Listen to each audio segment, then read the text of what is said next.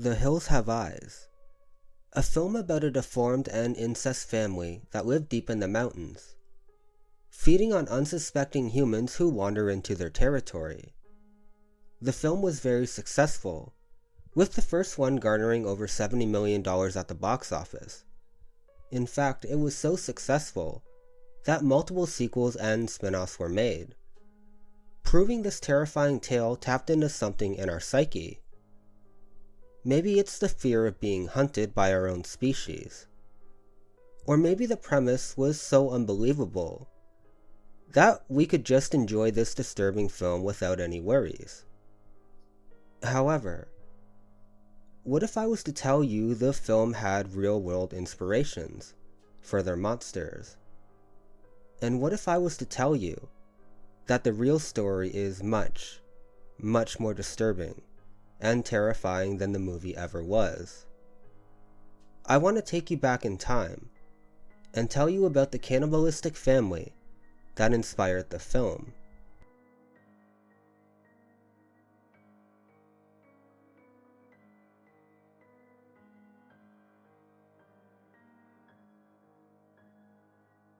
Alexander Sawney Bean was born sometime in the 1600s in East Lothian. Growing up, he had aspirations to take on his father's work as a ditch digger and hedge trimmer. However, Bean quickly realized the work was much too difficult. Not wanting to anger his father, Sawney escaped Lothian with Black Angus Douglas, a woman that was so hated, she was believed to be a vicious witch. The two went on the lam, sleeping in caves and robbing unsuspecting people. However, their crimes took a dark turn when the two decided to butcher and devour one of their victims. After some time, the two ended up finding a permanent home at a cave in Bean Head, between Girvan and Ballantrae. The cave was 200 yards and 180 meters deep. The two were busy reproducing, and had 6 daughters and 8 sons. The children began to breed with each other, adding another 14 granddaughters and 18 grandsons to the clan. In order to survive, the Bean family set various traps around their home, murdering and robbing whoever they could find. Once dead, the family dragged the corpses back to the cave, dismembered the bodies, and feasted. Once full, they pickled whatever was left in barrels. The parts they didn't want, the family would simply throw the remains into the sea. The body parts would wash up on shore, leading villagers to believe they were just victims of various animals. They decided to sleep and hide during the day, and hunt their victims at night. The clan was so good at hunting and butchering, they went unnoticed for decades, even though they didn't live too far from various villages. However, many people went missing, so much so that villagers could not ignore the attacks any longer, and various parties were formed to figure out what was responsible. There is an account during one such event, where someone found the cave, but believed that no human or anything could truly live inside it. The residents were terrified, and began to suspect that a human or humans were responsible. Fear overtook villages, and innocent people were hanged. Most suspicion fell onto innkeepers, as they were the last ones to see the victims alive. However, the family's luck finally ran out when they ambushed a married couple who were making their way home from attending a fair. Riding on a horse, the Bean family surrounded the couple. The man was skilled at combat and fought with all of his might. With pistol and sword in hand, he put up a very good fight. However, he couldn't protect his wife. During the struggle, she was dragged from the horse and dismembered in front of the man.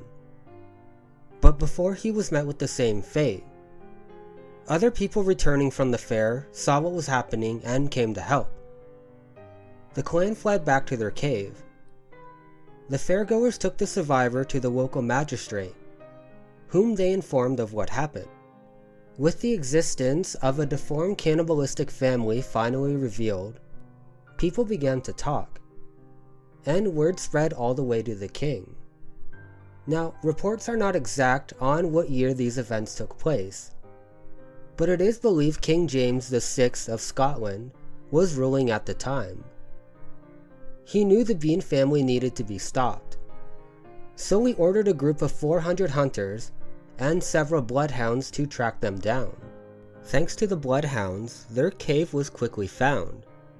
However, when the men entered, they weren't prepared for what they saw. Using their torches to illuminate the cave, they found the Bean clan surrounded by human remains, with body parts hanging from the walls, barrels filled with limbs, and piles of stolen jewelry. What happened next is still up for debate, but there are two versions. Version number 1. Bean and his family were captured, giving up without a fight.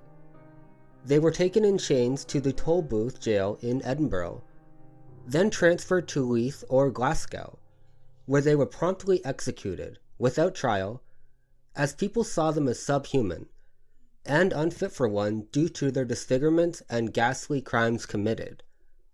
The men had their genitals sliced off and thrown into the fire. Their hands and feet were also severed, and they all died from blood loss. Before Sawney died, he was quoted as saying, "It isn't over. It will never be over." Once the men were all dead, it was the women and children's turn. Each one was tied to a stake and burned alive. Version number 2 is less romantic. When the men found the cave, they loaded it with gunpowder and destroyed it, trapping the family, causing them to suffocate to death. Another legend states that in the town of Girvan, not too far from the Bean Cave, one of the family members escaped and settled down in the town, planting a tree known as the Hairy Tree. When her family's crimes came to light, the townsfolk pulled her from her home and hanged her from the same tree she planted.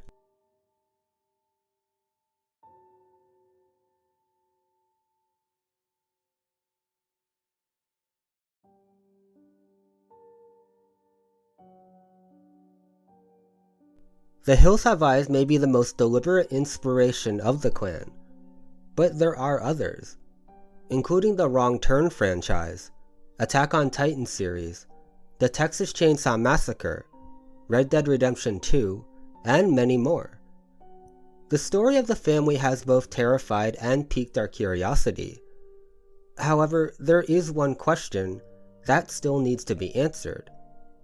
Did this cannibalistic family actually exist?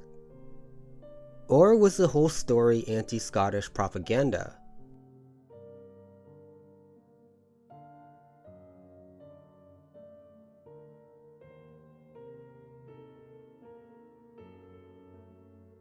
While many believe the Bean clan actually existed, there are just as many who believe the story was either completely exaggerated or made up.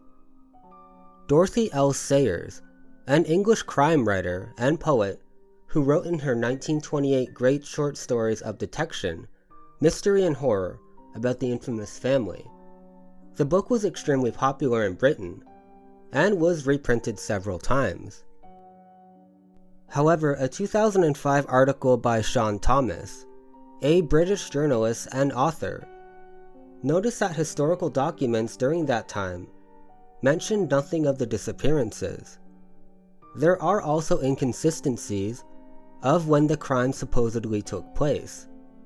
Some accounts state it was during the reign of King James in the early 1600s, while other accounts state the family lived centuries before.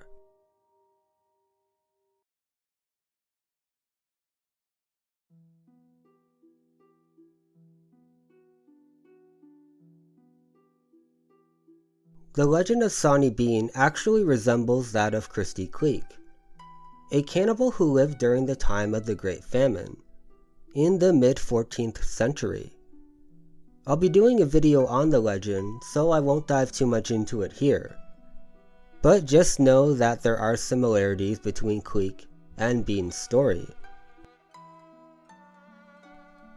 But the Bean's origins may give us a picture on its validity. The first ever accounts can be found in the British chapbooks, the tabloids of their era.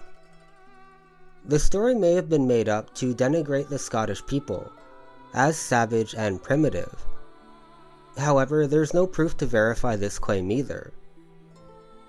I'm not sure if the Sawney Bean story was real. However, it may well have been. Cannibalism, although uncommon, did exist centuries ago. But I want to know what you think. Was the story real? Or was it all made up? Thank you so much for watching, and I look forward to making more videos for you soon.